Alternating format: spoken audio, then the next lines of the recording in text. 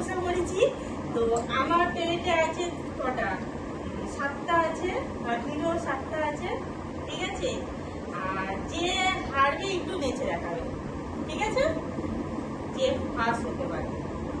আর এতে ঝাল ঝাল আলু ভরাই আছে, জানি না কার বেশি ঝাল লাগবে। তো যে ফার্স্ট হবে সে একটু নেচে দেখাবে, ঠিক আছে। তো খাওয়া শুরু করছি।